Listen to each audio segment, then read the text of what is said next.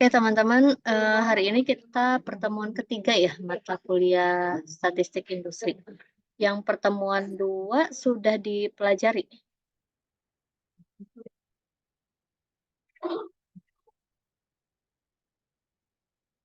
Pertemuan 2 sudah dipelajari kan? Udah, Bu. Kalau belum nggak jadi ini nih, nggak jadi diabsenkan presensinya. Udah paham belum yang materi 2? Belum, Bu. Belum begitu paham, Bu. Yang lain gimana?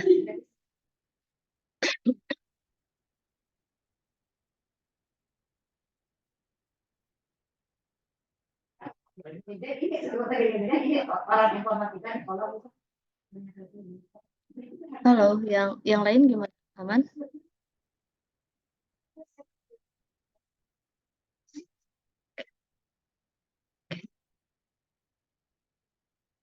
Kalau nggak ada suaranya kayaknya udah paham nih.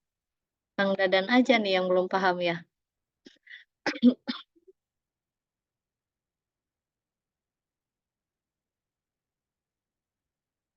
Apa-apa, Bu. Lanjut aja, Bu. Ke yang pertemuan 3. Biar sama-sama, Bu. Pertemuan 3 ya, biar Ya, sama-sama. ya. Oke, kita buka dulu ya pertemuan ketiga. Kita masih bahas distribusi sampling. Yang kedua juga masih membahas distribusi sampling, cuma bedanya lanjutannya. Kalau yang sekarang itu kemarin kan sampai distribusi rata-rata ya. Nah, sekarang distribusi proporsi, terus rata-rata, beda dua proporsi lanjutannya ya. Oke, sebelum dimulai, marilah dipersiapkan kembali kelas kosongnya. Teman-teman harus siap mau mempelajari materi yang akan kita pelajari hari ini. Dan minta tolong dipimpin doa supaya perkuliahan hari ini berjalan lancar dan mudah dipahami.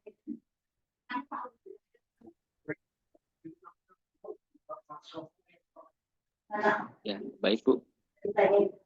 Saya akan mulai aja, Bu, ya. Yang baik, teman-teman. Sebelum kita memulai perkuliahan mata kuliah ini, sebelumnya kita alangkah baiknya supaya bagi kelancaran, kita berdoa secara bersama-sama. Berdoa dimulai.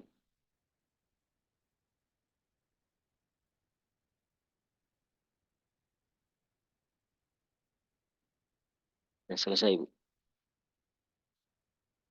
Amin, amin, ya Allah, ya Rabbal Alamin. Terima kasih Kang Dadan ya. Sama-sama, Bu. Semoga dimudahkan. Oke, tapi memang sebetulnya materi kedua aja tuh udah, kalau video saja memang sebetulnya kurang apa ya, kurang bisa kalian pahami. Memang lumayan berat materinya tentang distribusi sampling ini ya. Nah, jangan lupa teman-teman mengisi presensi di Litera ya, dan juga konfirmasi kehadiran dosen dan juga eh, kesesuaiannya dengan RPS apakah sesuai atau tidak sesuai ya pertemuan kita hari ini. Kita akan membahas tentang ini rata-rata. Kemarin kan sampai ke distribusi sampling rata-rata. Sekarang kita lanjut ke proporsi tes student dan juga ada beda dua rata-rata, beda dua proporsi. Oke, apakah perlu diulang sebentar lah ya, diulas sebentar yang dua.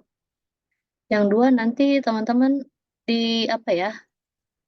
Kalau sudah paham bilang aja next, tuh ya. Kalau belum paham minta dijelaskan kembali di slide keberapa nanti bilang aja. Kalau yang ini konsep dasar udah aman ya? Aman, Bu. Konsep dasarnya aman. Oke. Terus yang ini sampai ke sini juga sudah mulai paham ya teorinya. Ya, paham, Bu. Sampel yang baik, sampel yang representatif atau bisa mewakili populasi. Ini oke. Nah, di sini masih aman? Aman, Bu. Dengan pengembalian atau tanpa pengembalian. Jadi kalian reminder mengulang kembalilah di statistik 1 ya tentang peluang adakah permutasi dan kombinasi. Nah, ini untuk yang permutasi atau dengan pengembalian yang N pangkat N ini. Nah, ini yang untuk permutasi, sedangkan yang kedua untuk tanpa pengembalian atau kombinasi. Pakainya rumus yang kombinasi yang ini ya. Dimana bisa sambil dipelajarin. Nah, kalau karakteristik populasi dan sampel, istilah-istilah aja sih antara populasi dan sampel. Kalau sekarang mulai ke perhitungan, jadi di simbol juga akan mempengaruhi. Kalian harus jeli apakah kalau disimbolkannya N kecil berarti kan ukuran sampel. Kalau ditulisnya N besar berarti ukuran populasi. Kalau sigma kuadrat berarti varians dari populasi. Kalau S kuadrat berarti varians dari sampel.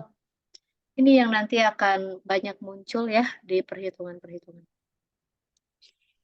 Distribusi sampling ini masih aman. Ini jenis-jenisnya aja. Ada rata-rata, proporsi, beda 2 rata-rata, beda 2 proporsi, dan distribusi T, test student, distribusi F, belum kita bahas. Jadi kemarin di pertemuan 2 hanya sampai sini ya.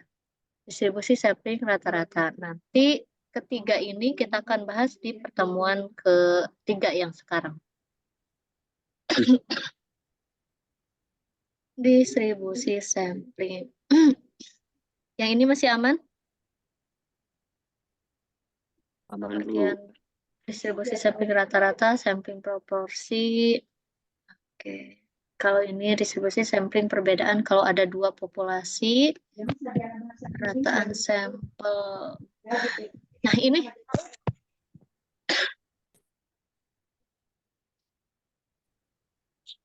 sudah paham yang ini? Slide yang ini?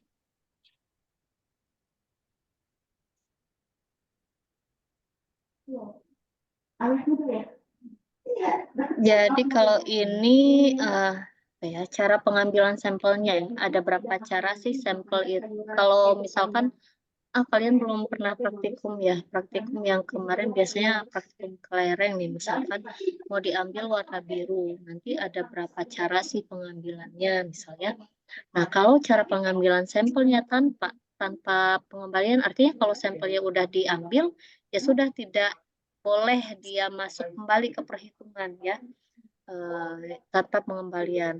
Nah, untuk yang perlu teman-teman pahami di sini adalah populasi terbatas dan populasi yang tidak terbatas. Populasi terbatas itu jika N kecil itu apa tadi? N kecil. Sampel, Bu. Jumlah sampel. N per N. N besar. N besarnya? Populasi. Jumlah populasi. Jika jumlah sampel dibagi jumlah populasinya lebih dari 5%, maka itu termasuk yang populasi terbatas atau populasinya kecil. Nah, untuk menghitung rata-ratanya, nanti rata-rata sampel X bar ya, rata-rata sampel akan mewakili rata-rata populasi. Sedangkan untuk menghitung varians atau simpangan baku dari sampel rata-ratanya, menggunakan rumus yang ini. Ya, ini yang dikalikan faktor koreksi. Akar N min N per N min 1. Rumusnya. Jadi ini hanya membedakan jenis populasinya, ukuran populasi, dan ketika kita akan mencari rata-rata dan simpangan bakunya, pakai rumus yang mana. Jadi N per N kecil ini contohnya misalkan kita akan mengambil 20 sampel ya. 20 sampel dari populasinya misalkan berapa? 50 ya. 50. Ini berapa hasilnya? 20 per 50. 20 per 50. Masih harus sambil menghitung.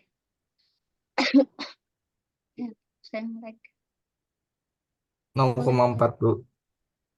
0,4. 0,4 dikali 100 berapa? 40. 40. 40 ya, sama dengan 40. Nah, 40% ini lebih besar atau lebih kecil dari 5%? Lebih besar dari 5%, Bu. Lebih besar dari 5%. Nah, jadi yang dengan ukuran sampel kita 20 itu termasuknya populasinya terbatas atau populasinya kecil ya. Karena dia lebih dari 5%. Beda lagi kalau kita akan mengambil 2/50 deh, misal contohnya. Kita ambil 2 sampel dari 50 populasinya. Jadi berapa?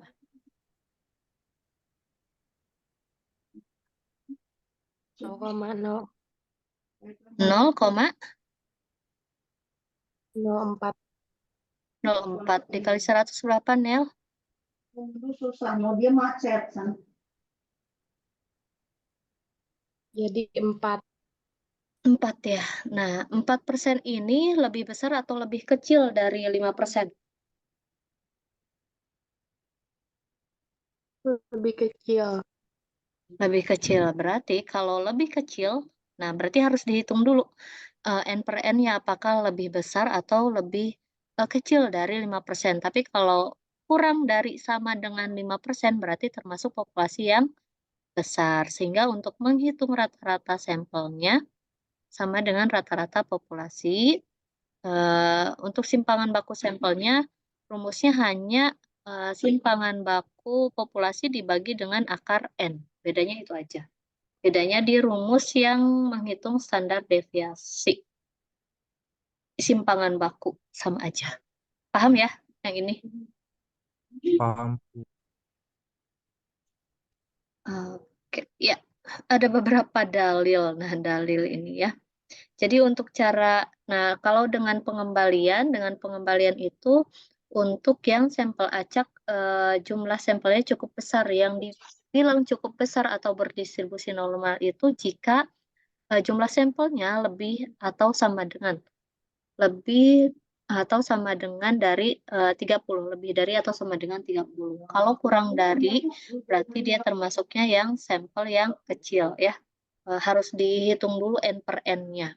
Kalau yang ini, kalau sampelnya lebih dari 30, pakai yang rumusnya yang simpanan bakunya tidak perlu dikalikan dengan faktor koreksi. Jadi hanya pakai yang ini. Nah, kenapa menghitung lagi nilai Z? Kita cari lagi peluangnya ya. Peluangnya nanti mencari rata-rata dari sampel dikurangi rata-rata populasi dibagi dengan simpangan baku dari sampelnya, nilai Z-nya. Untuk dalil-dalil, ada berapa dalil? 3 ya. Sudah paham penggunaannya?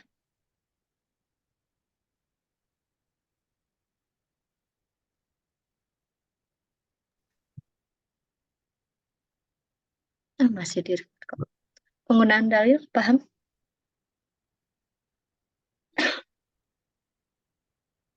Belum Bu.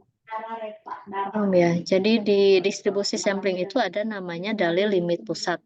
Ada 4 nanti ya kita bahas. Yang sekarang sampai ke rata-rata ada 3 dalil dulu. Nah, untuk dalil pertama itu kalian lihat jumlah sampelnya. Jika jumlah sampelnya berukuran lebih dari sama dengan 30, rata-rata sampelnya ya. Di cara pengambilannya perhatikan apakah dengan pengembalian atau tanpa pengembalian. Dalil 1 ini untuk dengan pengembalian atau dengan pemulihan ya. Maka populasinya itu terdistribusi normal. Nah, untuk menghitung rata-rata, jadi ini untuk menghitung rata-ratanya, menghitung rata-rata sampel sama dengan rata-rata populasi. Untuk simpangan bakunya cukup dengan yang simpangan baku populasi dibagi dengan akar N. Nah, untuk nilai Z-nya adalah yang ini yang digunakan. Z sama dengan rata-rata sampel dikurangi rata-rata populasi dibagi dengan simpangan baku populasi dibagi akar N. Nah, ini itu kalau kalian lihat yang simpangan baku X bar kan ini ya rumusnya yang ini. Bisa dituliskan yang satu yang ini atau yang dua yang ini rumusnya. Jadi berbeda penggunaan cara menghitung simpangan baku dan nilai Z-nya. Simpangan bakunya sih yang paling berbeda. Ya, syaratnya apa tadi? Ukuran sampelnya lebih dari sama dengan 30 dan cara pengambilannya dengan pemulihan. Terdistribusi normal. Terdistribusi normal sudah otomatis dia pasti sampelnya lebih dari sama dengan 30. Itu untuk dalil 1. Nah, dalil 2-nya jika sampelnya kan sama-sama ya, N-nya lebih dari sama dengan 30. Tapi cara pengambilannya tanpa pemulihan. Tanpa pemulihan ini tadi kombinasi atau permutasi? Enggak. Tanpa pemulihan itu permutasi atau kombinasi? Di B kah? Tanpa pemulihan berarti dia kombinasi ya, C, kombinasi. Sedangkan yang pengembalian berarti dia permutasi. Dalil 2, berarti ini dengan cara kombinasi ya, cara diambilnya kombinasi terdistribusi normal.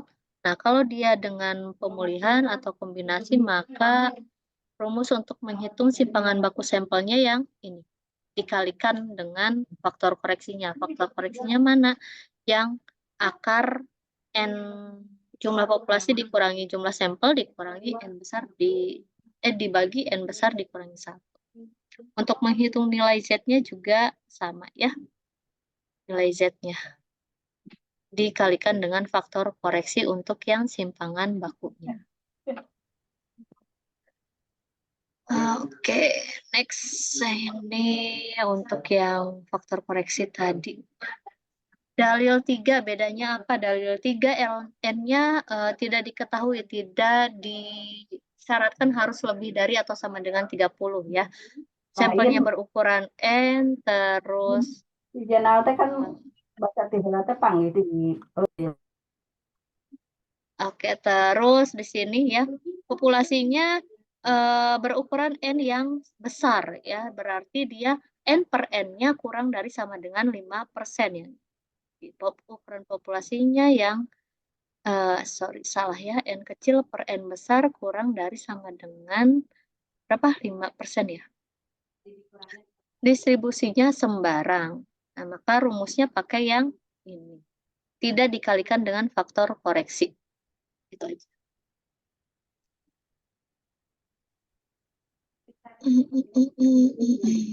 Jadi kuncinya ketika ingin menentukan pakai rumus yang mana untuk menghitung simpangan baku dan rata-rata, perhatikan adakah cara pengembaliannya tertentu. Cara pengembalian dengan pemulihan atau tanpa pemulihan ya, diperhatikan itu terlebih dahulu. Yang kedua, perhatikan ukuran populasinya. Apakah populasi besar atau populasi yang kecil. Jadi yang ini kalian hitung dulu N per N-nya tadi ya. Ukuran sampelnya apakah kurang dari 30 atau lebih dari sama dengan 30. Kalau lebih dari sama dengan 30 dia berdistribusi normal ya. Biasanya ini tidak dikalikan dengan faktor koreksinya. Contoh mah nggak harus dibahas kan? Udah paham contoh?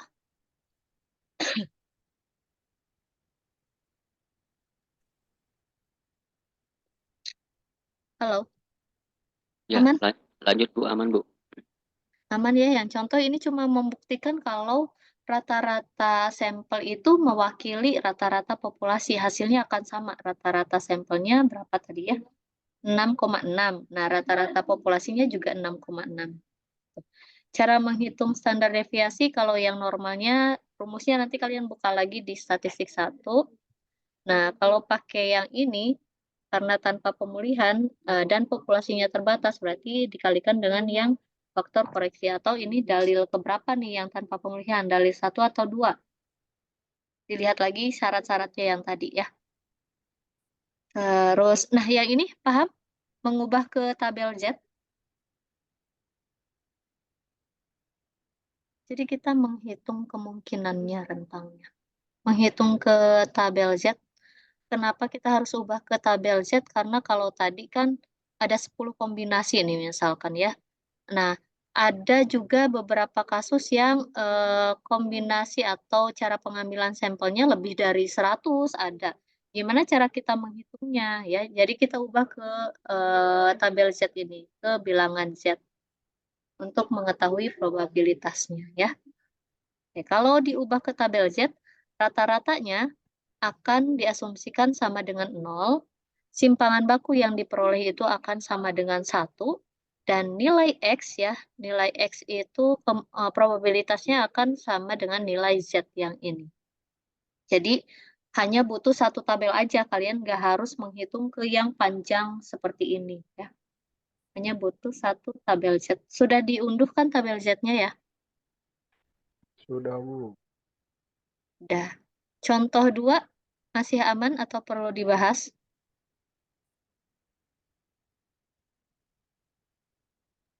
Bahas aja, Bu.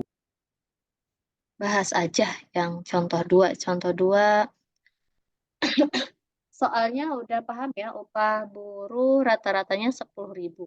Nah, ini berarti rata-rata apa nih? 10.000 tuh rata-rata apa? Populasi atau sampel? Populasi. Populasi, berarti simbolnya mu ya. Dan standar deviasinya 1.200. Standar deviasi 1.200. Berapakah probabilitas upah buruh dari sampel sebanyak 100 orang? Berarti N-nya 100 ya, N-nya 100 yang mempunyai upah perharinya di antara 10.100 dan 10.200. Kita akan menghitung probabilitas rata-rata upah buruh dari sampel 100 yang punya upahnya 10.100 dan 10.200. Nah, untuk ini kita pakai dalil yang mana kira-kira? Populasinya diketahui nggak ada berapa? Tidak diketahui. Populasinya cuma diketahui rata-ratanya ya. Populasinya tidak diketahui. Karena tidak diketahui dianggap populasinya itu tak terbatas ya. Kecuali diketahui populasinya 200. Nah, kalau 200 kalian harus hitung dulu N per N-nya. Hitung dulu N per N-nya ya. Dianggap populasinya tak terbatas. Terus nilai N sama dengan 100 itu berdistribusi apa?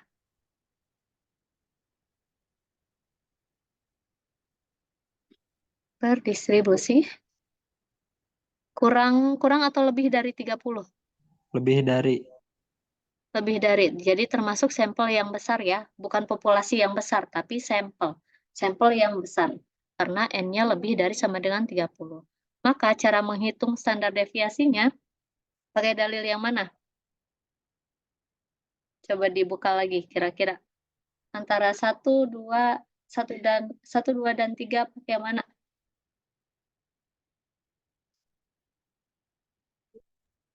2. 2. 2 ya. Kalau 2 itu tanpa pengembalian atau dengan pengembalian? Tanpa pengembalian. Tanpa pengembalian. Apakah 2 atau 3? Kenapa nggak 3, Nel?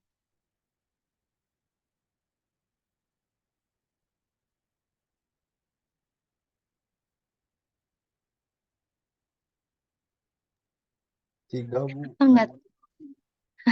Karena diketahui. 2 apa 3?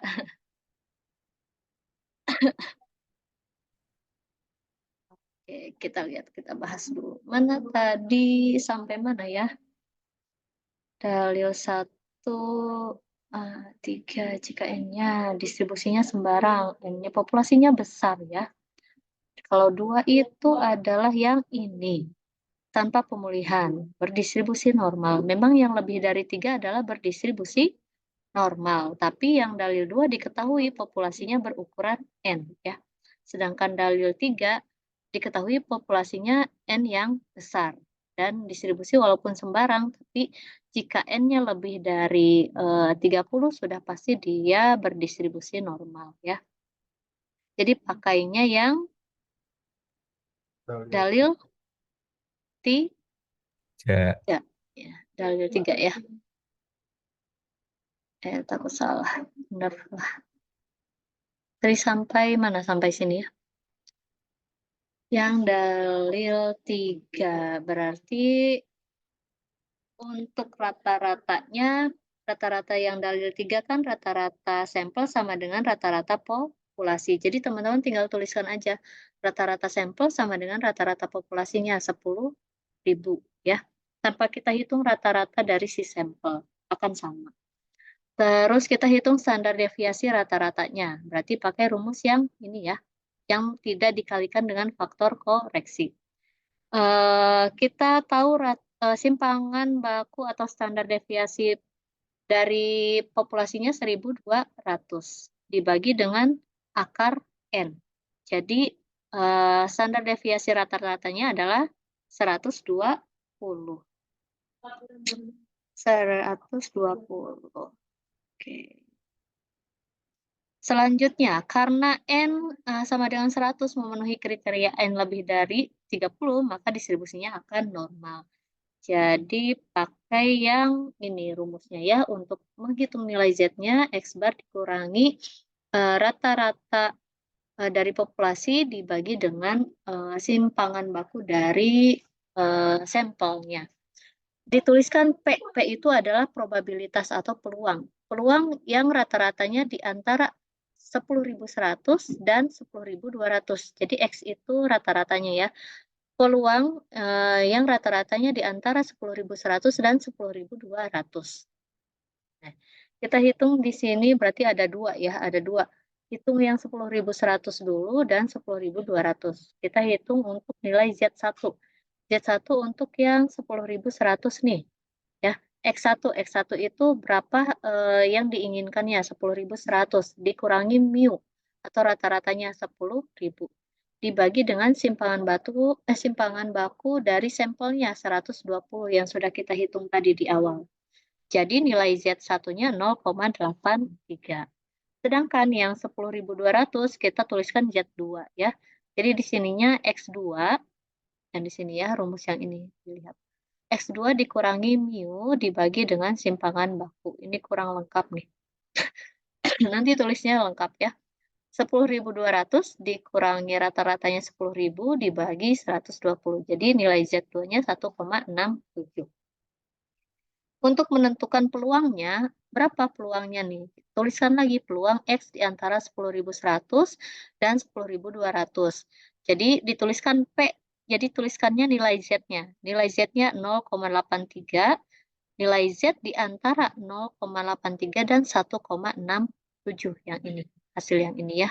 Tuliskan ke sini. Nah, dilihatlah. Jadi kita dikurangin Z yang kurang dari 1,67 dikurangi peluang Z kurang dari 0,83. Tinggal dilihat di tabel Z. Sambil dibuka bisa tabel Z-nya. 1,67 sebentar. 1, tabel Z ya ini. Tolong ingatkan 1, nah kalian lihatnya yang di sini ya. Mana nih? Oh, ini. Kalian lihatnya yang Z yang ini.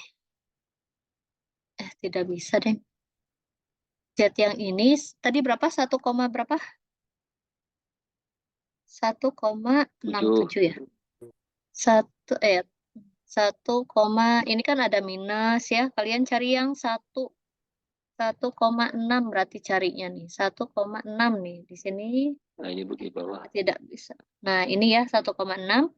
Terus yang di atasnya cari 0,07 berarti ya. Yang ini nih. Kolom keberapa nih? Ketiga terakhir lah ya, 0,07. Jadi cari titiknya. Coba saya stabilo kalau di sini nggak bisa draw ya. Oh, bisa deh. Oke, cari di sini 0,07 supaya nyambung. Berapa tadi? 1,6 di sini ya. 1,6. Oke, sini. Diperoleh yang 0,9525. Ya. Jadi di sini tuliskan 0,925. Dikurangi nilai Z dari 0,83. Buktikan apakah 0,7967, 0, berapa? 0,83 ya. Nah, ini 0,8, berarti carinya yang di atasnya 0,03. Yang ini ya. Ke bawah, mana nih? 0, berapa tadi? 0,8 ya. Nah, hasilnya yang ini. 0,7967. Sip, jadi peluangnya yang rata-ratanya berada di rentang antara 1.100 dan 10.100 dan 10.200 adalah 0,1558. Jadi kalian gambarkan kurvanya juga. Kurvanya di sini mu-nya adalah 10.000 tadi ya. Nah, kalian akan mencari di sini antara 10.100 dan 10.200. Berarti ini adalah peluangnya. Peluang yang ini 0,1558. Nilai Z-nya yang 10.100 0,83 dan yang 10.200 1,67. Sedangkan rata-ratanya tadi dianggap 0 ya kalau diubah ke bilangan Z. Simpangan bakunya di sini dianggap berapa? Simpangan bakunya. Dituliskan berapa kalau di tabel Z? Di grafik di kurva Z ditulis berapa simpangan bakunya? Rata-rata sama dengan 0. Tadi simpangan baku sama dengan 1. Ya, tuliskan sama dengan 1. Paham yang ini? Ibu maaf, tadi kenapa di 0,7 sama 0,3 ya, Bu? Yang mana? Di tabel Z. Oh, tabel Z. Kan yang akan kamu cari yang ini ya, yang 1,67 ya. Iya, Kita akan cari, saya ganti. Nah, kamu akan cari nilai Z dari 1,67. Ya, iya. berarti kamu harus cari yang ke bawahnya, yang sini, mana yang 1,6. Berarti yang ini ya, Iya. 1,6 ya. Buat 1,67 harusnya nolnya berapa? 7. 0,07 yang ini ya. Jadi kalau digabung 1,67 kalau ditambahkan. 1,6 ditambah 0,07. Jadi di totalnya 1,67. Oh, iya, Ibu. Paham. Paham? Iya, Bu. Paham, Terima Bu. kasih. Oke, aman ya. Yang ini juga nanti udah aman berarti ya cara mencarinya. Kalau nilainya minus ya kalian carinya juga di area yang negatif ini. Ya, disesuaikan dia. Kalau misalkan 0,02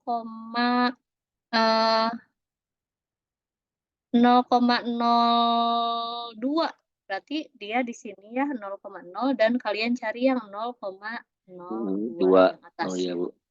Tunggu ya. Aman?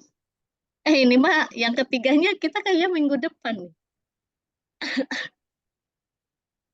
Ya nggak apa-apa, Bu. Bertanya. Gak apa ya? Ya nggak apa-apa, Bu. Ya, sambil dipelajari dulu videonya yang ketiga ya. Iya, Bu.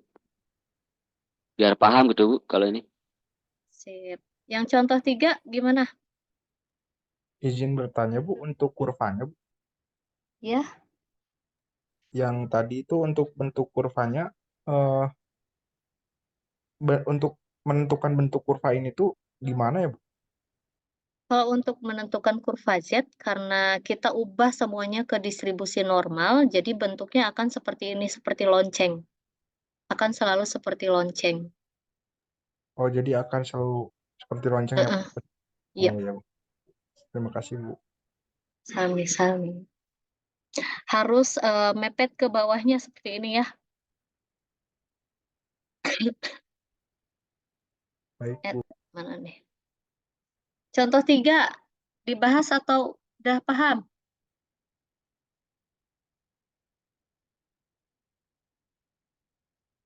Apa sih, memproduksi 100 juta gelas air mineral. Nah, 100 juta tuh apanya? Populasi. Populasi, berarti N besar ya, N besarnya ya, N besarnya. Perusahaan ini menyatakan bahwa rata-rata isi segelas cupnya itu adalah 250 mili. Berarti ini adalah rata-rata apa nih? Populasi atau sampel?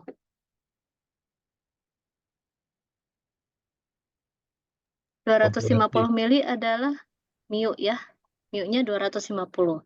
Standar deviasinya 15 mililiter. Jadi ada errornya 15 mililiter lah dari 250 mili ini.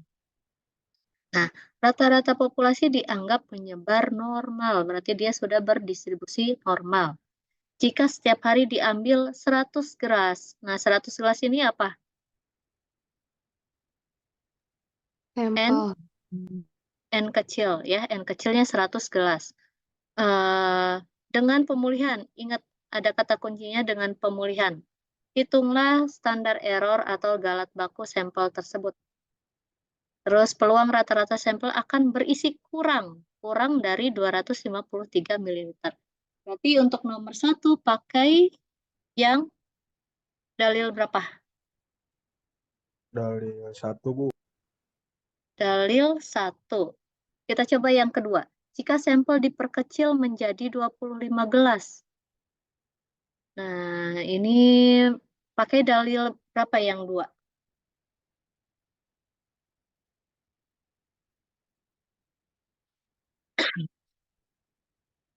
Yang kedua pakai dalil yang 1, 2, atau 3?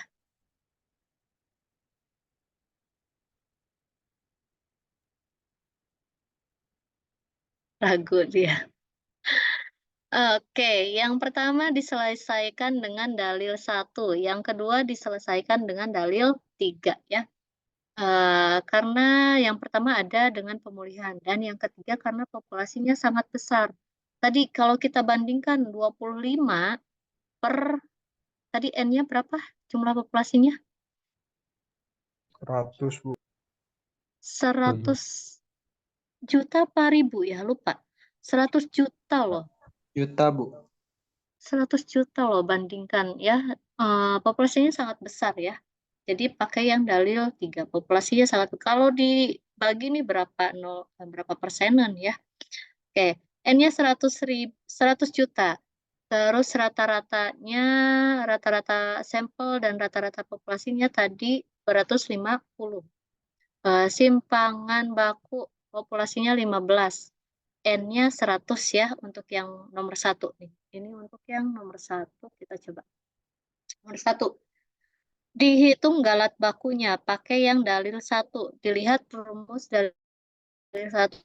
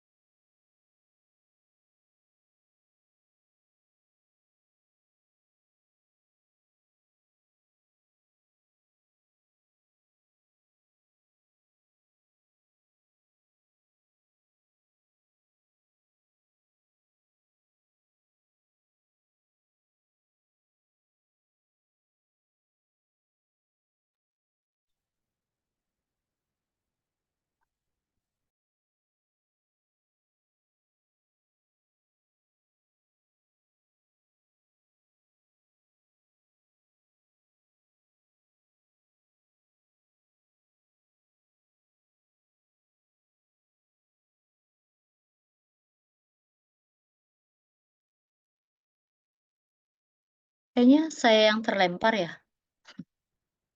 Saya yang terlempar kayaknya. Tadi sampai mana?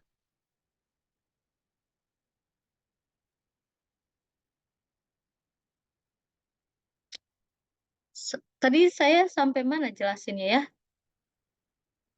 Sampai yang A ya? Yang A udah selesai. Sekarang yang B, Bu. Oh, yang A udah selesai dibahas ya? Iya, Kenapa Bu. bisa saya terlempar? Oke, sekarang yang B tadi peluang, rata-ratanya yang kurang dari 253 mili ya, peluang yang rata-ratanya, kurang dari jadi ada kata kuncinya kurang dari ya. Berarti kita cari nilai, peluang nilai Z yang kurang dari berapa nih nilai Z-nya? Dari 53. Pakainya yang rumus yang ini ya, X min mu dibagi dengan, simpangan baku dari sampelnya. Ini harusnya ada X X kecil nih.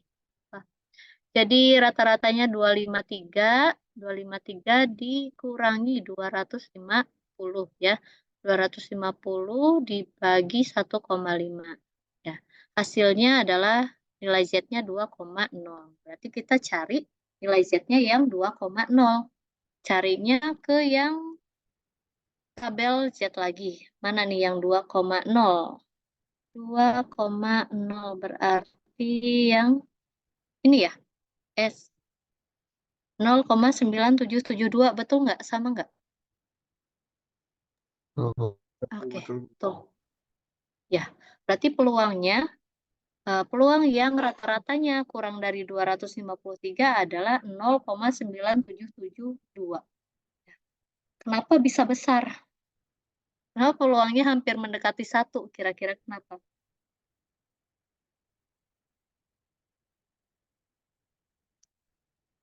Peluangnya besar nih ya. Karena dia rata-ratanya aja 250, sedangkan yang kurang dari 253 sudah pasti akan banyak ya, akan banyak yang kurang dari 253. Sehingga peluangnya akan besar 0,9772.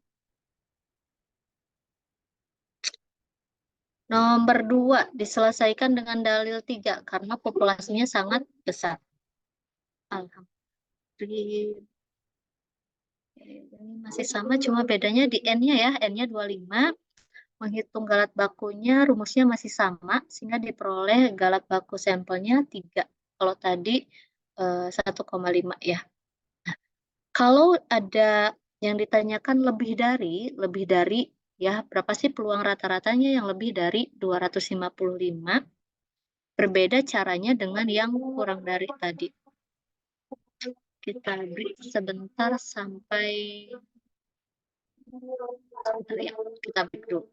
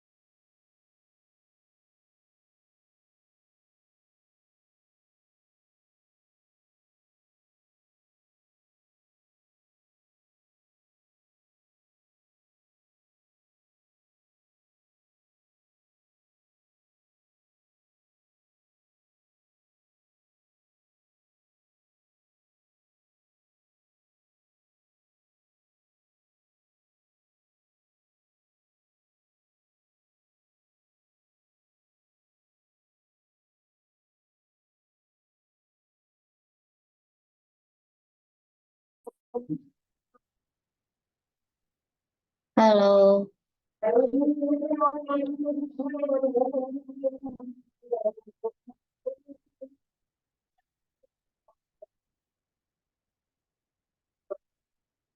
Oke, kita lanjut ya. Udah comeback. Ya, Bu. Baik, Bu. Sip. Lanjut ke yang B ya. Yang B itu berapa yang rata-ratanya lebih dari 255 mili. Jadi kita cari juga nilai Z-nya. Tidak ada. Sebentar. Kita cari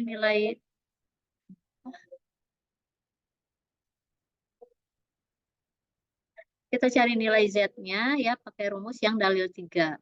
Dalil 3 berarti X yang kita cari 255 dikurangi rata-rata populasinya 250 dibagi dengan yang ini ya simpangan bakunya. Jadi Z 1,67. Kita cari di nilai Z 1,67. Berapa tuh? 1,6 masih pakai yang ini, 0,07. Kayaknya yang itu ya. 0,9525. Nah, kalau dia lebih dari X-nya lebih dari 225 berarti nilai Z-nya kalian tuliskan peluang Z lebih dari 1,67 ya.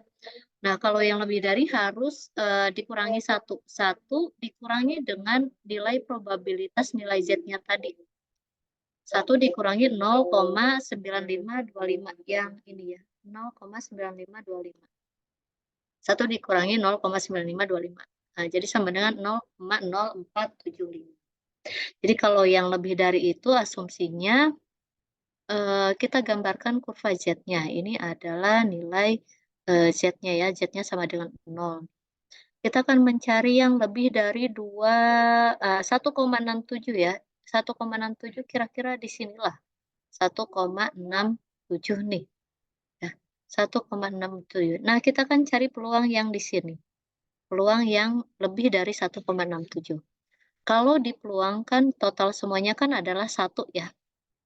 Kalau kita akan mencari yang kita arsir, berarti 1 ini, nilai peluang 1 dikurangi yang peluang yang tidak kita carinya. Kurangi yang ini ya. Kurangi yang 1. Makanya akan diperoleh yang nilai ini. Jadi kalau yang lebih dari harus 1 dikurangi nilai probabilitasnya. Tapi kalau yang kurang dari misalkan yang di sini yang kita harusnya warnanya beda nih biar kalian nggak bingung. Kalau kurang dari kan kalian carinya yang ini ya, kurang dari 1,67. Nah, sudah berarti tinggal nilai Z-nya itu adalah nilai probabilitasnya. Berbeda kalau kita cari yang sebelah kanannya atau lebih darinya. Oke, paham untuk yang nomor 2?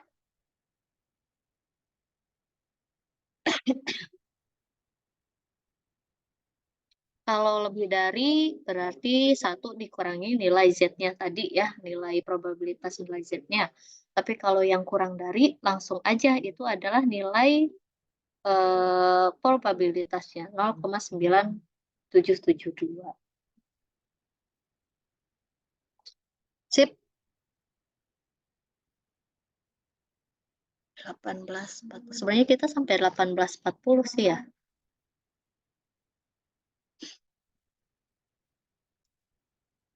Mau lanjut ke yang 3?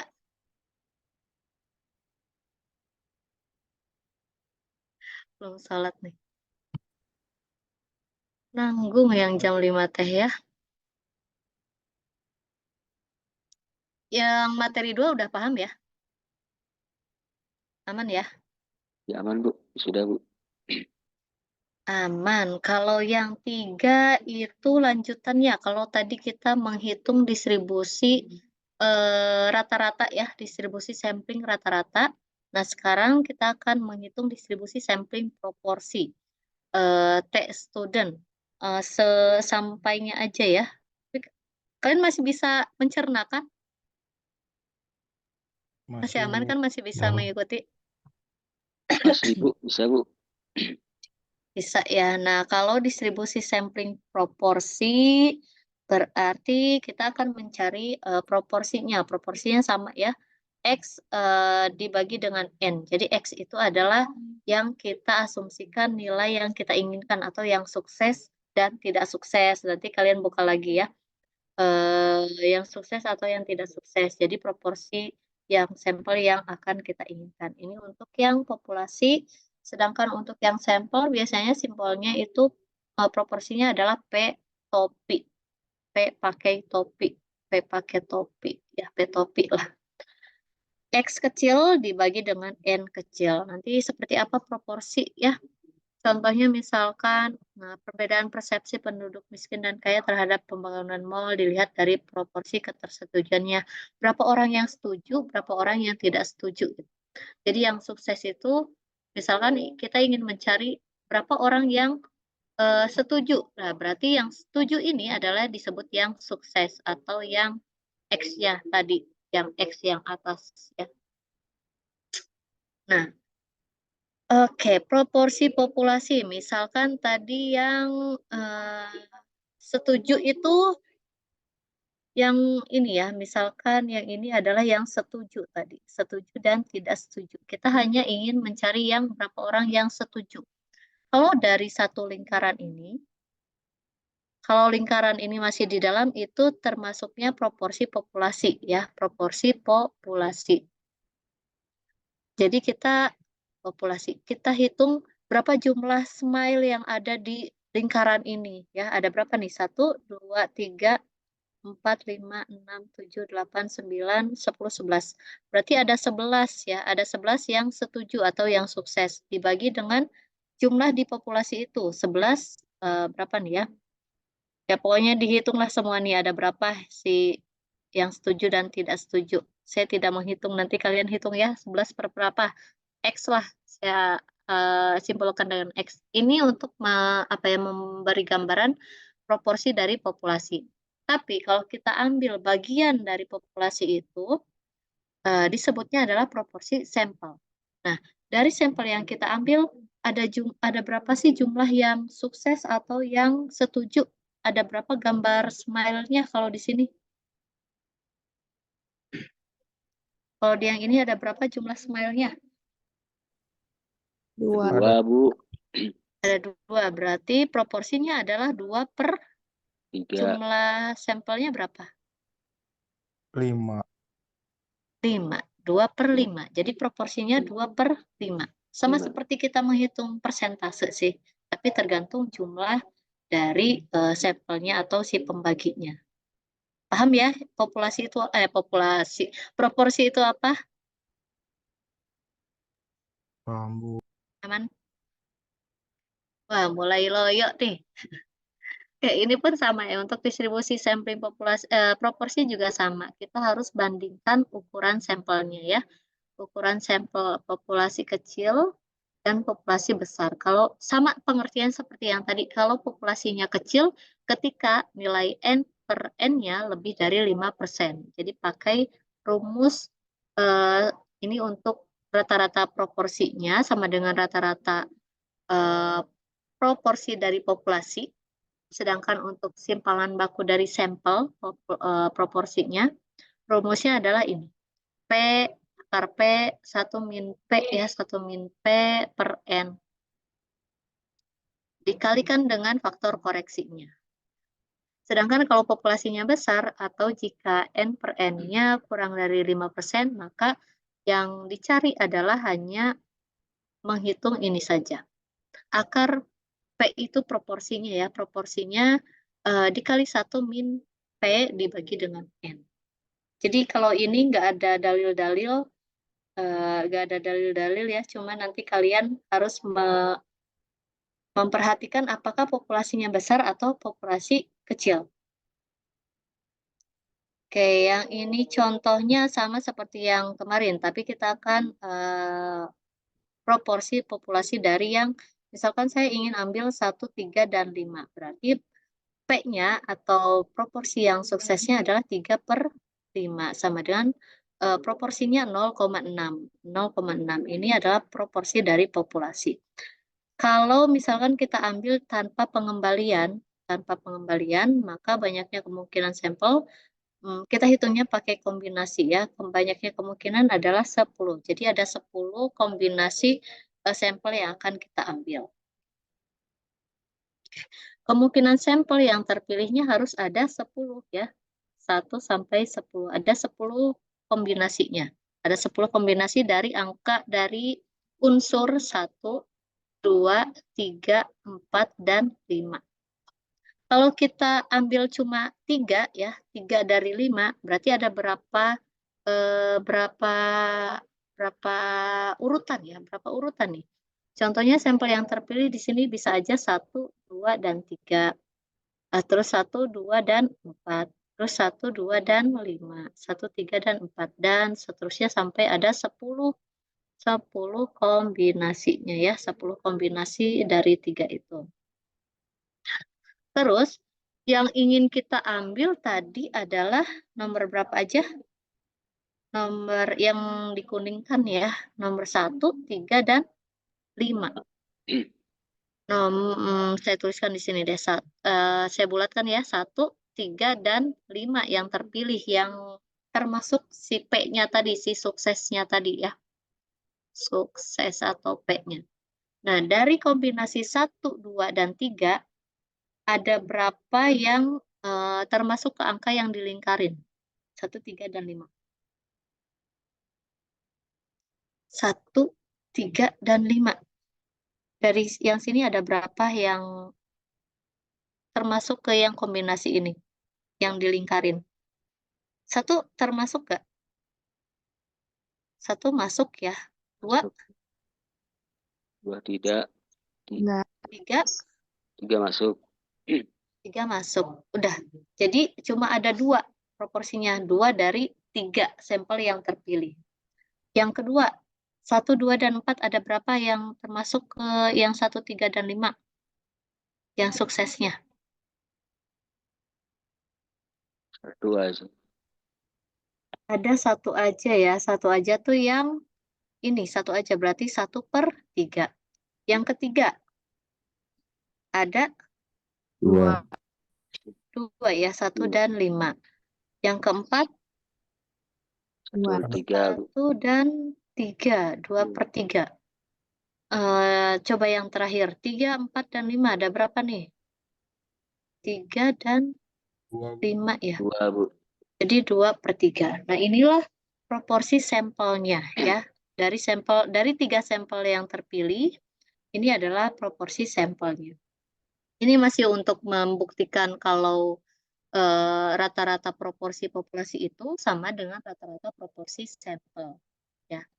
Jadi di sini kita buatkan frekuensinya. Yang peluangnya ada, yang proporsinya 1/3 ada berapa? 1/3 ada 1, 2, dan 3 ya. Jadi frekuensinya ada 3. Terus yang selain 1/3 apalagi? 2/3 ya. 2/3 ada berapa nih? 1, 6. 2, 3, 4, 5, dan 6. Ada 6 ya. Terus yang 3/3. 3/3 cuma ada 1 deh. Ada 1. Nah, kalau di jumlah frekuensinya harus tetap 10. Oke. Nah, untuk probabilitasnya dapat dari mana? Kok ini 0,3, 0,6, 0,1? Dapat dari mana yang ini? Itu dibagi. Sampelnya Bagi dibagi. ya. Nah, kalau yang ini berarti 3 per, di sini ya, supaya kalian jelas ya, 3/10. Kalau yang kedua berarti 6/10. Yang terakhir berarti 1/10. Dari situ, oke. Ya. Dari situ kita hitung rata-ratanya, rata-rata proporsinya. Cara menghitungnya, yang tadi ya, yang kemungkinannya atau proporsinya dikali dengan probabilitasnya. Proporsinya 1/3 dikali probabilitasnya, 2/3 dikali probabilitasnya, ditambah yang ini. Jadi hasilnya 0,6. Jadi ternyata terbuktilah kalau populasi dari proporsi dari sampel adalah sama dengan proporsi dari populasi. Agak belibet ya. Oke. Terus kita hitung simpangan baku proporsinya pakai rumus yang sampel populasi besar atau terbatas? Populasi kecil atau populasi besar? Kecil, Bu. Yang kecil ya, pakainya yang kecil. Jadi dihitung simpangan bakunya 0,2.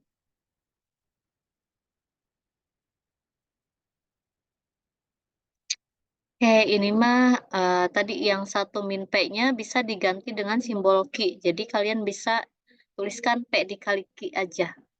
Kalau bingung, gak usah dipakai atau pakai yang ini aja nanti kita pakainya ya. Jadi Q itu sama dengan 1 min P. Jadi simbol 1 min P ini bisa diganti dengan Q. Nilai Z-nya ini untuk menghitung nilai Z-nya. Kita langsung ke contoh aja ya. Contohnya, diketahui bahwa 2%, biasanya kalau ini mah berapa persen cacat, rata-rata, bukan lagi rata-rata, tapi kasusnya sudah sampai ke berapa persen yang bagus, misalkan yang cacat. Nah, contoh ini ada 2% barang kiriman yang cacat. Berapa sih probabilitas bahwa suatu pengiriman sebanyak 400 barang terdapat 3% atau lebih yang cacat? Berarti dari sini diketahui apa saja? Proporsi yang cacatnya ada berapa persen? 2%. 2%. Berarti rata-rata proporsi sampel sama dengan rata-rata proporsi dari populasi adalah 2%. Yang ini ya, ada 2% barang yang cacat. 0,02. Terus kita cari simpangan bakunya. Simpangan bakunya adalah yang pakai yang mana? Termasuk populasi besar atau kecil? Kecil, Bu. Kenapa kecil? Kecil apa besar? Ayo. Besar N-nya berapa N-nya? 400. N-nya 400 ya. 400 ini lebih atau kurang dari 30? Lebih. Lebih dari 30. Jadi pakainya yang populasinya yang besar. Ya, jadi pakai rumus yang ini ya. Nah, supaya nggak bingung. Oke. Jadi diketahui proporsinya tadi adalah 0,02 ya yang ini. 0,02 dikali 1 min P. Berarti 1 dikurangi 0,02. Hasilnya adalah 0,98. Nah, ini adalah hasil dari 1 dikurangi 0,02 ya, 0,98. Dibagi N-nya, N-nya 400. Jadi simpangan baku dari proporsinya 0,07 ya. Nah, kalau sudah diperoleh simpangan baku, kita bisa menghitung nilai Z atau peluangnya tadi. Peluangnya, nilai Z-nya adalah rata-rata proporsinya berapa tadi? Yang kita akan cari 3% ya. Terdapat 3% atau lebih yang cacat. Berarti 0,03 dikurangi rata-rata proporsi yang cacatnya 0,02 yang ini. Ini ya 0,02 dibagi dengan simpangan dari proporsinya 0,07. Jadi hasilnya nilai Z-nya 1,43. Berarti kita cari nilai Z dari 1,43 ya. Nilai Z dari 1,43 berapa? 1,4. Berarti ini ya, 1,4. Terus di atasnya cari yang 0,03 yang ini. Yang ini mana nih? 0,43 ya. 0, apa 1,43 tadi saya lupa. Oh, 1. 1,43 berarti yang ini ya Z-nya ya. 0,9236. Oke. Karena yang dicari adalah terdapat 3% atau lebih, berarti kita gambarkan kurvanya ya seperti ini. Kita akan cari yang lebih dari 1,43. Berarti yang ini ya. Cara mencari probabilitasnya gimana? Langsung dituliskan nilai Z-nya atau yang 1 dikurangi nilai Z-nya? 1 dikurangi 1 dikurangi nilai Z-nya. 1 dikurangi nilai Z-nya. Karena kita akan mencarinya di sisi kanan yang ini ya. Sisi kanan yang ini. Jadi probabilitasnya adalah 1 dikurangi 0,9236. Nah, probabilitasnya adalah 0,0764. Jadi kesimpulannya adalah probabilitas bahwa terdapat 3% atau lebih barang yang cacat dari 400 barang adalah 0,0764 ya. Termasuk besar juga. Enggak, kecil. 0,0764. Kita sampai keburu nggak ya maghrib? Apa bahas tes student dulu? Tes student lumayan ini sih. Tes student kita lanjut minggu depan aja, gimana? Gak apa, Ya Bu, nggak apa-apa Bu. lanjut minggu depan ya. Masih ada waktu sih, cuma nanggung maghrib ya. Atau mau dibahas tes student sekarang?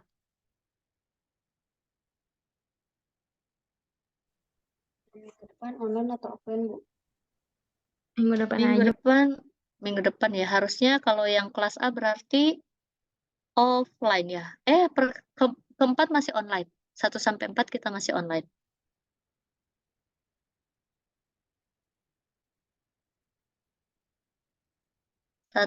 Minggu depan aja ya. Bu, kalau untuk minggu depan sama disatuin lagi sama kelas B enggak? Lihat kondisi suaranya udah kembali belum nih? Saya masih cari suaranya.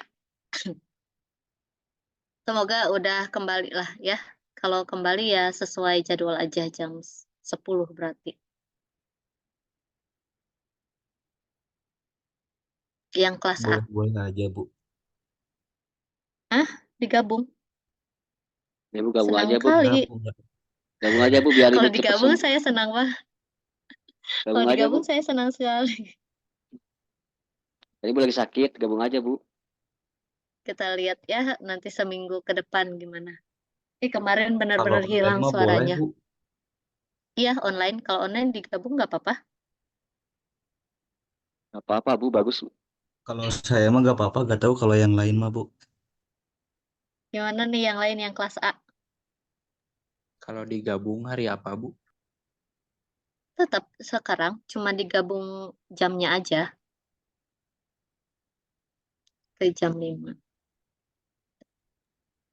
Ikut, Bu. Boleh ya? Oke, kemarin Selasa full kelas jadi aduh banyak ngomong, hilang dah suaranya. Tapi lagi cuaca juga sih, teman-teman jaga kesehatan ya. Lagi musim-musimnya panas, terus pasti pengen minumnya yang dingin-dingin.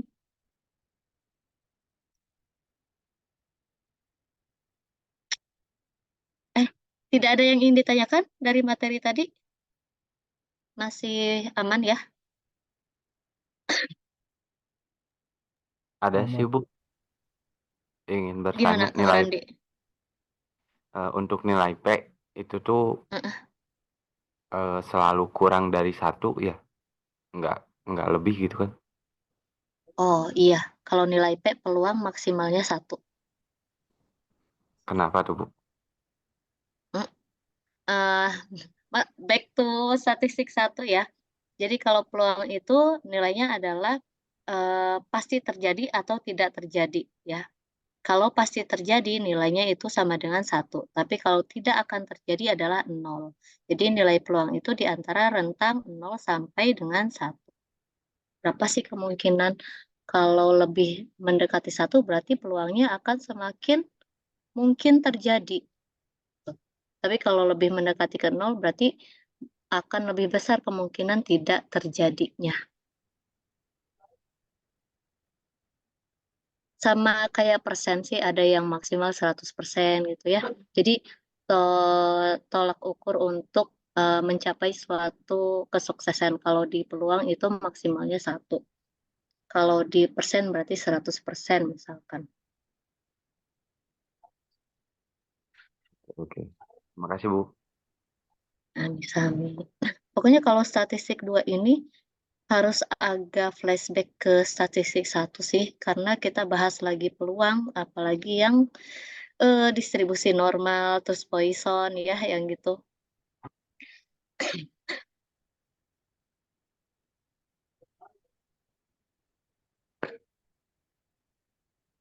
Yang lain aman? Ada lagi? Aman. Oke, kalau tidak ada lagi, kita cukupkan perkuliahan hari ini. Ya, terima kasih teman-teman semuanya. Semoga mudah dipahami dan apapun yang membuat kalian masih tidak paham, kalau di sini dengan saya sharing aja ya. Jadi jangan takut bertanya, tapi kalaupun saya belum tahu jawabannya, nanti kita akan cari bareng-bareng gitu ya. Kita belajar bersamalah di sini berdiskusi ya teman-teman semuanya. Terima kasih, selamat beraktivitas kembali, sehat dan semangat selalu ya.